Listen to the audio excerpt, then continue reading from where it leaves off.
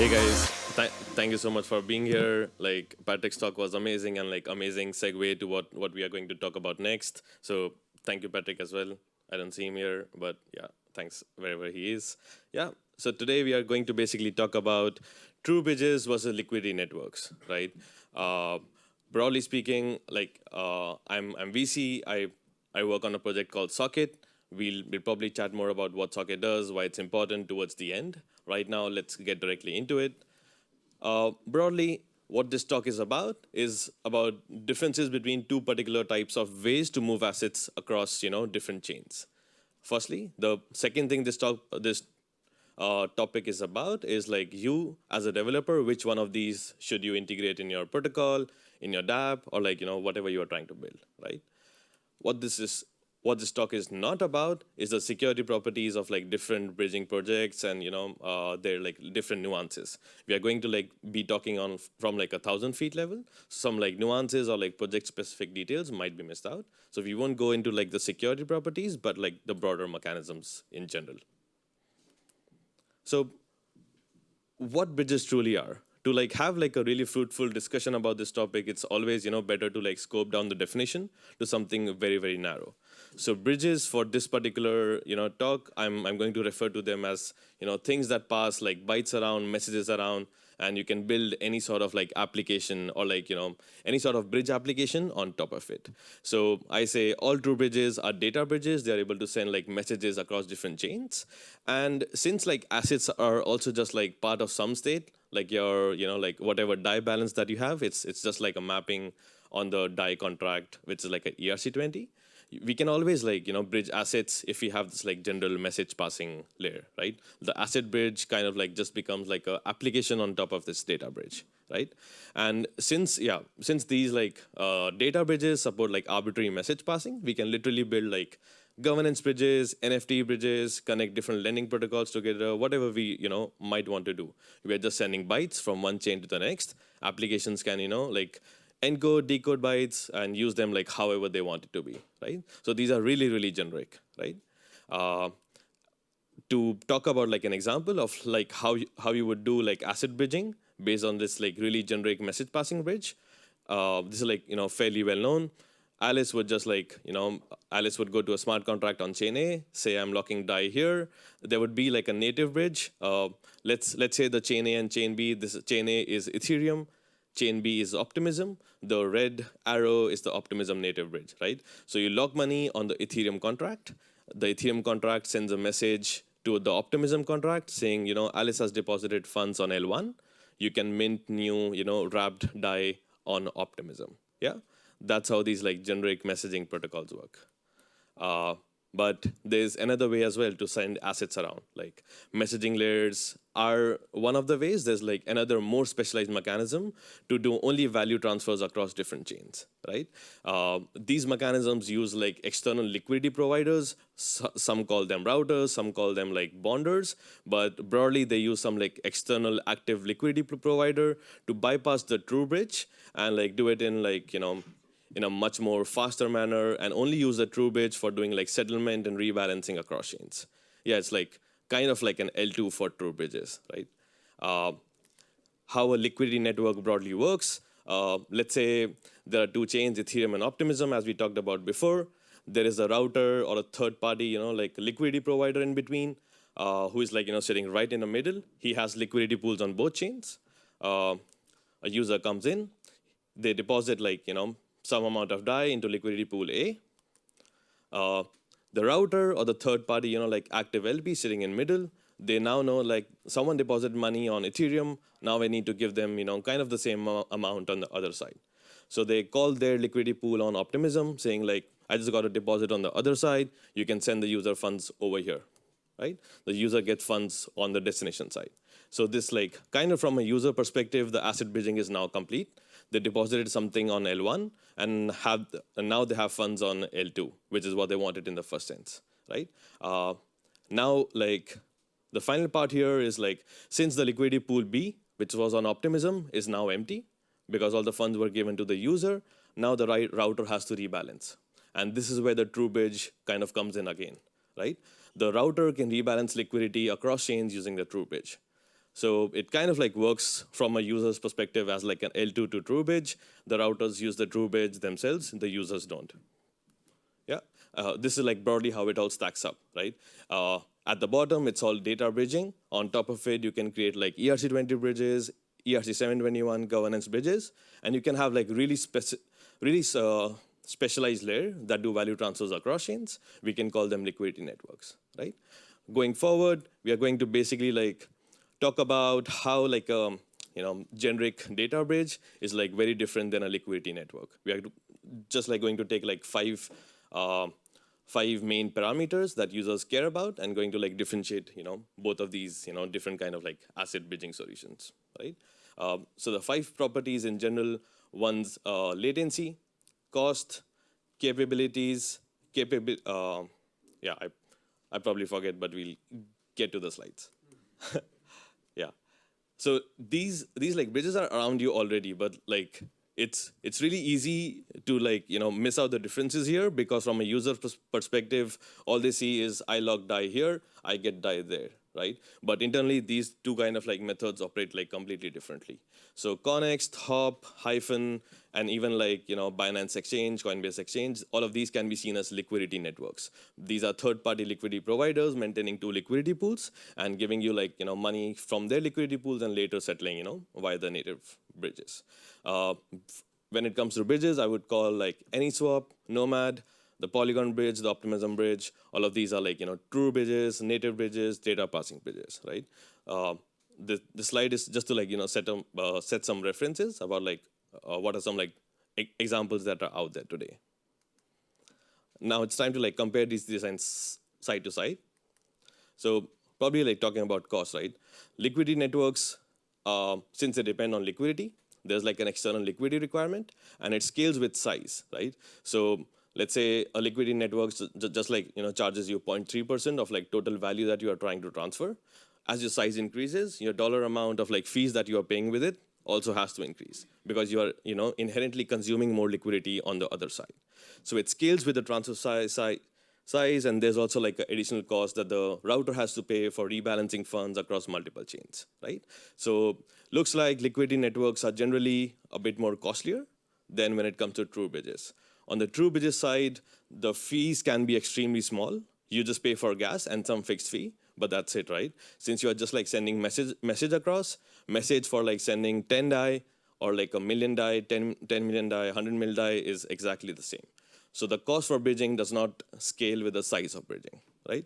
So from the cost perspective, like bridges just seem to like work better than liquidity networks. If you talk about connectivity, on the liquidity network side, it's like really easy to set up. You just deploy contracts and you are good to go, right? But there are a few dependencies. Liquidity networks cannot be deployed on a chain which does not have a true bridge deployed yet, because they bridge between existing bridged or like wrapped asset representations. So a true bridge has to exist before a liquidity network can be deployed on that particular chain, right? And they also need to bootstrap liquidity. So the more chains they kind of add, more the liquidity gets fragmented. But in general, it's like not really hard to like bootstrap liquidity if you just add a token on top. But generally, like the need for like a true bridge to exist before you can deploy on a chain, that's I think like one of the biggest blockers. On the other side, bridges are really like easy or hard to set up depending on the construction. So like Nomad is probably like really easy to set up, while things like AnySwap or like some of these like heavier middle chain consensus-based bridges are like pretty hard to kind of set up on a new chain. But there are no liquidity requirements, there are no external dependencies. They can literally like choose the EVM chain, copy paste their contract, run a RPC node, and they're good to go, right? So this is some bit on connectivity. On security, I think like both are pretty much the same. On the second side, I said we won't talk about security, but like broadly, liquidity networks are just like swapping already bridged assets, and bridges are moving assets from one chain to the other chain on demand, right? So security-wise, they're both like essentially the same. The end user at the end always get like the representative asset on the other side, right? So on the security side, I would say both of them, kind of turn out to be the same. Yeah, we can talk about latency next. So Liquidity networks can be much, much faster than normal bridges because a router could come in and say that, okay, I'm like happy to take on the risk of rollback for the end user. So let's say I deposit money into like a smart contract on Ethereum L1 and I want to move to Optimism, right? The Optimism native bridge will likely want to wait for Ethereum confirmation to happen before they allow the user to mint OptiDai on Optimism, right? They would probably like want to wait for like 12 blocks, 24 blocks, the more the better, right? But this is not really good from like a user standpoint. They want to ape into a new farm. Time is APY. So they really want to like bridge as quickly as possible, right? So here, Liquidity Networks are using like third-party liquidity providers. So they could essentially say, hey, I'll take the risk of like L1 rolling back, but I'll take like 0.1 DAI extra for a swap. In case Ethereum rollbacks, like this is like I would lose all of my money, and and that's a risk. So I'll just like take 0.1 for it. But for the user, now it means that the user can, basically bridge from Ethereum to Optimism with just 2 Ethereum confirmations, which is like, really, really fast, right?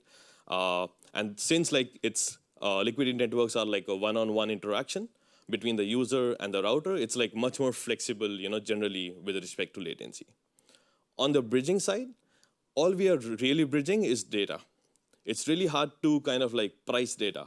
We don't know like how much risk of, or like how to really quantify in dollars the risk of rollback of state, right? So it's really hard to like set up liquidity providers who are ready to take on the risk of rollback, and hence like generally this is like slow, much less flexible with respect to latency. But yeah, multiple applications can be built on top. So latency wise, it looks like liquidity networks do like really, really better than generic bridges. Capabilities, right? This is where things kind of get interesting. So we talked about this before. Liquidity networks are only good for like sending like value across chains. So like fungible assets, ERC20s, things like that. You really cannot build, bridge like non-fungible assets across chains with help of liquidity networks. Like because how do you even provide liquidity for like a CryptoPunk, right? So you can really only like bridge stuff which for which like a third party can provide liquidity. They can execute that action for you and later transfer the ownership to you, right? On the other side, like data bridges, they can really do anything. They can make like arbitrary contract calls. They can build any sort of like bridge on top, and can be really used for like building like any sort of like cross-chain application. Diving a little bit deep into like forward and contract calls, I define them a little bit here, but like I think they're worth like a longer conversation. So forward calls are like a subset of contract calls. Cross-chain contract calls are basically you have like a function on chain 1, and you want to call a function on chain 2.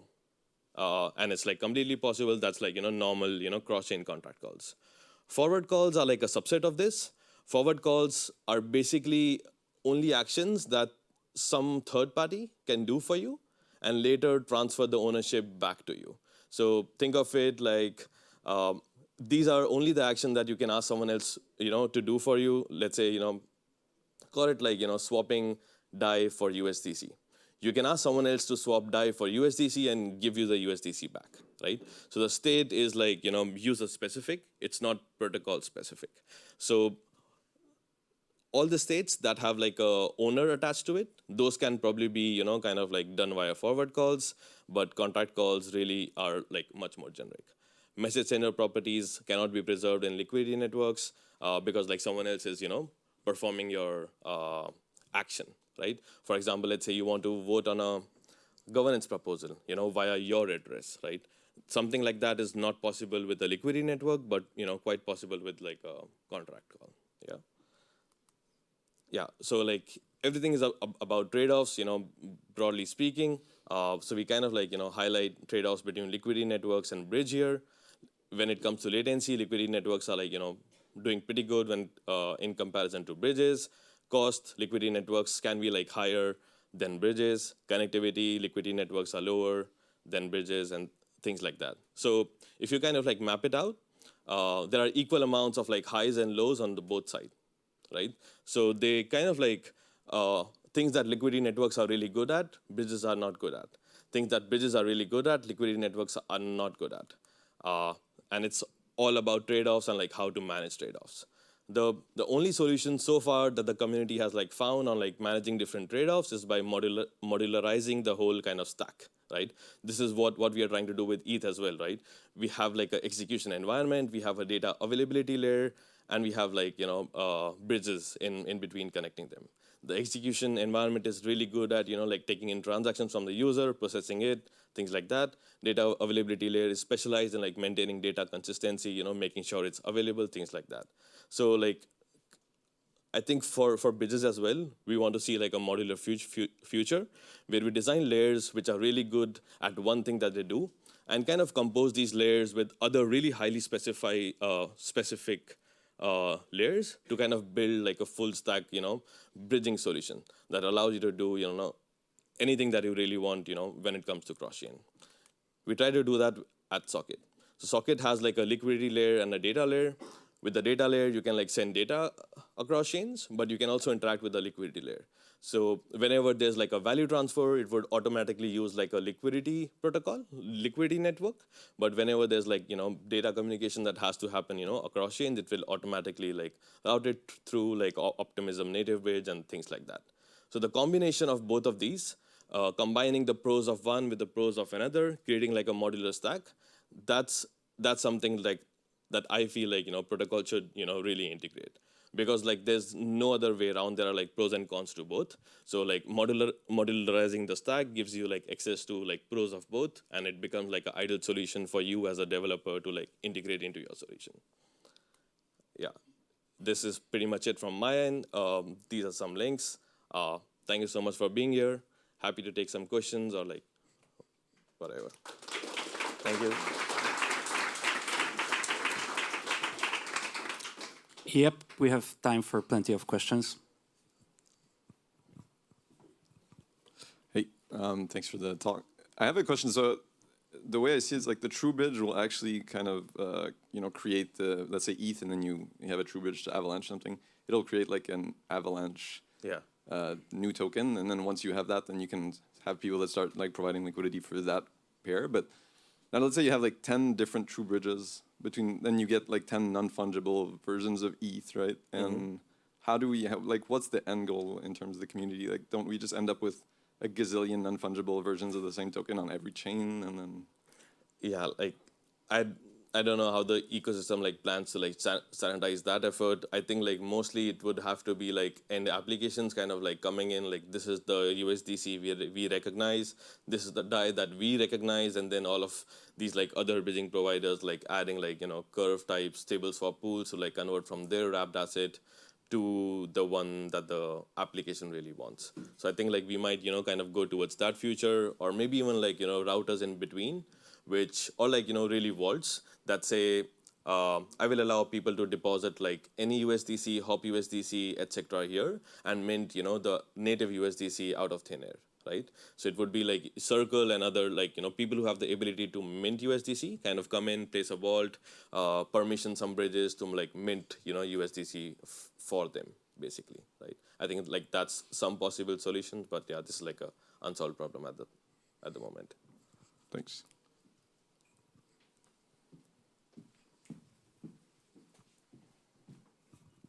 Yo, what's up, Vaibhav? Okay, here's my question. You mentioned that it's harder to basically price the collateralization for arbitrary data messages. Have you seen any examples of that being done for non-ERC20s? And if so, what is your favorite? To like price arbitrary state? Yeah, like non-token state bridging. Have you seen anything actually being priced? Like maybe some NFT stuff by like fractionalizing it. We kind of like create a proxy. Let's say we have like a CryptoPunk. I don't know shit about NFTs. This is like probably like things that I've heard on Twitter.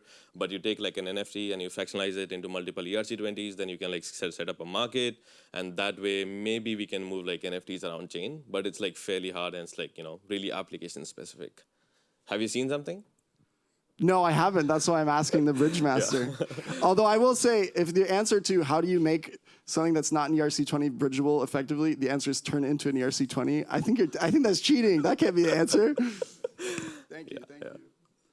Okay, one more question.